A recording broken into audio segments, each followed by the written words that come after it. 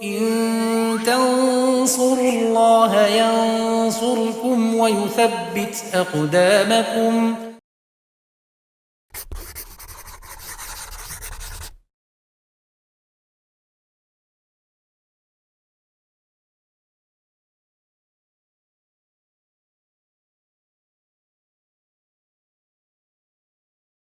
Bismillahirrahmanirrahim. Alhamdulillahirabbil alamin wassalatu wassalamu ala asrofil anbiya'i wal mursalin wa ala alihi wa sahbihi wa man tabi'ahum bisanin ila yaumiddin amma ba'd.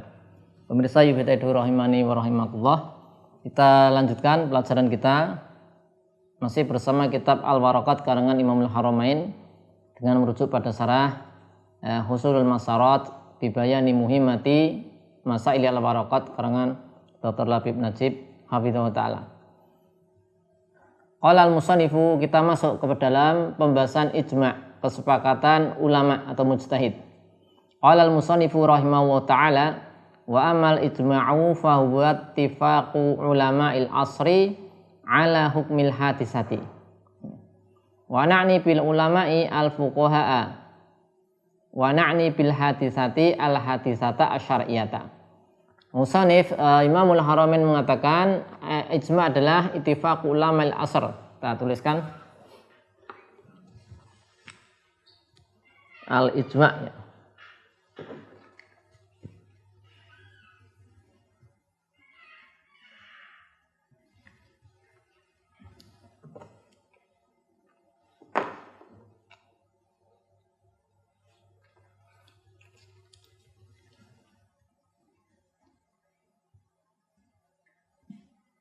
Nah, ijma' kita lihat definisinya. Ya. Ittifaqu ulama'il asri.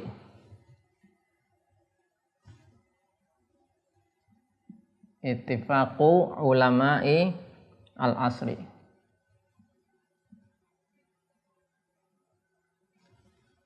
Ala hukmil hadisati.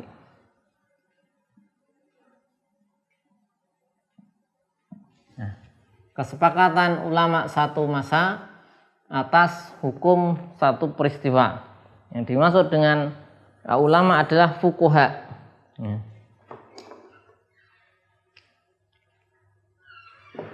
Di sini ulama maksudnya adalah al-fuqaha. Kemudian al-hadisah maksudnya adalah al-hadisah asy-syar'iyyah. Peristiwa yang butuh hukum syar'i. Ini kata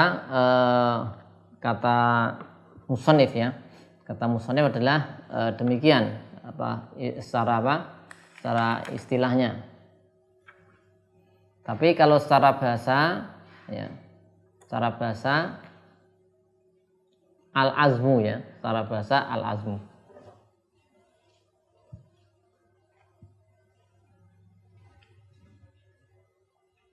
Iya, kalau ini istilahnya. Kalau lugotan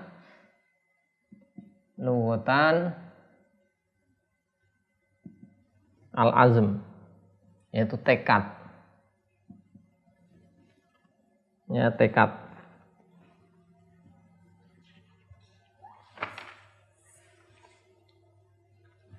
Adapun definisi yang ditulis di Husul Masarat, ini tadi definisi di matan ya. Kalau di Husul Masarat ini bisa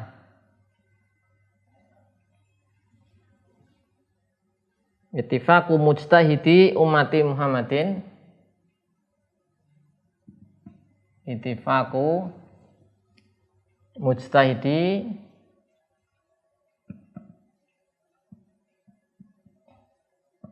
ummati Muhammadin sallallahu alaihi wasallam ala hukmin syar'iyyin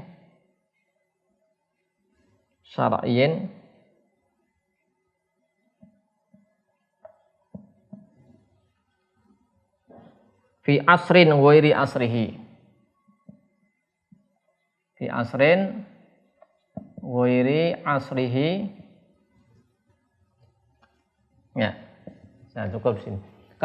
Kesepakatan para mujtahid umat Muhammad SAW, ya, ala hukum syar'i, atas hukum syar'i dalam satu masa, bukan pada masa beliau SAW.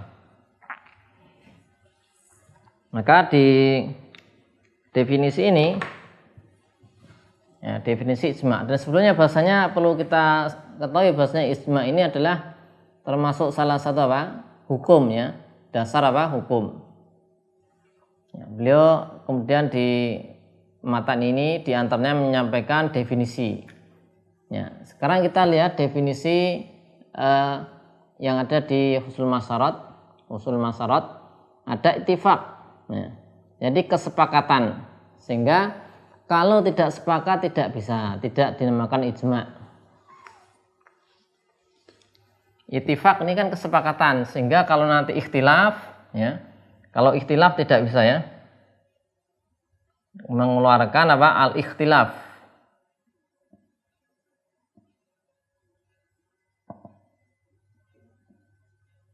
Mengeluarkan al-ikhtilaf. Meskipun ada satu, ya, jadi ada satu ulama yang dia muktabar kemudian punya pendapat beda, maka tidak terwujud ijma. Karena ijma itu harus kesepakatan ulama, ya, kesepakatan ulama. Kemudian ada qaid mujtahidi, ya, maka mengeluarkan ini, ya, kalau dia bukan mujtahid, misalnya muqallidin. Ghairul mujtahid misalnya al-muqallid. Nah, kalau muqallid yang sepakat, bukan ulama mujtahid, sepakat atas satu hukum, nah, dia muqallid, ya, maka bukan ijma, karena ijma harus mujtahid. Kemudian, ya, mujtahidi umati Muhammadin sallallahu alaihi wasallam. Sehingga ini umatnya Nabi Muhammad sallallahu alaihi wasallam. Keluar dari ini kalau misalnya wairu umati sallallahu alaihi wasallam,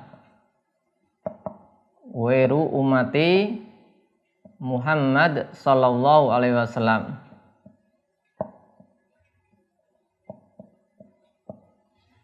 maka kalau seperti itu bukan hujah, ya, la hujjata bihi, la hujjata bihi, tidak bisa dijadikan hujah. Apa itu? Kesepakatan ulama tapi bukan umatnya Nabi Shallallahu Alaihi Wasallam. Kemudian yang disepakati adalah hukum syar'i ala hukmin syar'in, ya. Maka keluar dari ini ijma yang bukan hukum syar'i, misalnya hukum tibbiyah, ya, bukan syariah tapi tibbiyah, misalnya al-qadaya, masalah-masalah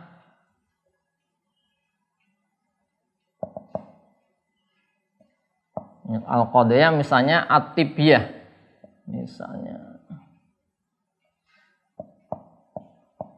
misalnya kesepakatan permasalahan kedokteran, ya. Sepakati kalau virus ini seperti ini adalah seperti ini, obatnya seperti ini, kesepakatan ini, maka bukan ijma, karena kesepakatan bukan pada hukum syar'i, ya. Nah, kalau kesepakatan hukum syar'i, nah itu baru ijma. Misalnya sepakat bahasanya berobat dengan khamar misalnya adalah haram, nah itu hukum syar'i. Tapi kalau sepakat bahasanya ini sudah sepakat bahasanya obat dari virus ini adalah obatnya demikian ini, nah ini bukan hukum syar'i, ya. Ataupun kesepakatan dalam bahasa, ini juga nggak masuk, ya. Karena apa? Karena kesepakatan dalam bahasa ini bukan hukum syar'i. Kemudian fi asrihi, ya, fi asrihi ghairu atau ghairi asri Muhammadin sallallahu alaihi wasallam, maka la ibrata bil ijma,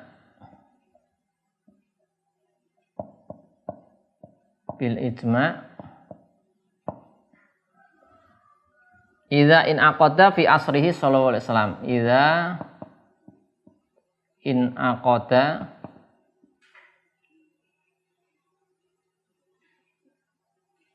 fi asri sallallahu alaihi wasallam. Fi asrihi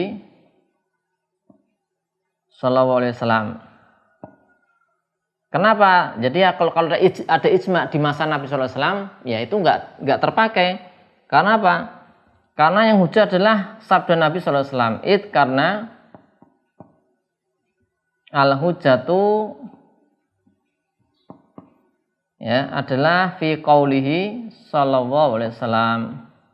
Fi qaulihi sallallahu alaihi wasallam. Ya, ini definisi dari ijma. Ya, kita ulangi lagi, bahasanya ijma ini adalah salah satu dari dasar hukum. Jadi ketika ada satu masalah kemudian bisa menggunakan ijma sebagai dasar hukum. Misalnya ada ijma darah itu najis, maka ketika ditanya ini darah hukumnya najis, apa dasarnya, dikatakan ada ijma. Nah, jadi ijma itu bisa adalah dasar hukum. Ada Al-Quran, ada kemudian hadis, kemudian ada ijma. Nah, ijma ini pasti bersandar pada dalil, ya, pasti ada dalil di Al-Quran dan As-Sunnah, dan ini juga ijma itu apa? Kuat, ya. Karena apa? Ini sudah kesepakatan, maknanya sudah disepakati. Ya, tapi kalau ini Al-Quran dan hadis kadang bisa beda pemaknaan, sehingga ijma dari sisi ini memang dalil yang kuat. Dan tadi disebutkan bahasanya ijma itu kesepakatan para mujtahid umat Nabi Muhammad SAW sepakat atas hukum syar'i. Dan kesepakatan tersebut di suatu masa, bukan di masa Nabi SAW. Karena kalau nanti di masa Nabi SAW, ya maka itu yang menjadi hujah bukan ijma, itu enggak teranggap. Hujahnya adalah sabda Nabi SAW. Ya, demikian yang bisa kita sampaikan di pertemuan kali ini berkaitan dengan ijma. Kita masih membahas definisi ijma. Insya Allah akan kita lanjutkan pembahasan pada matan setelahnya di pertemuan yang akan datang. Wassalamualaikum warahmatullahi wabarakatuh. Walhamdulillahirabbil alamin.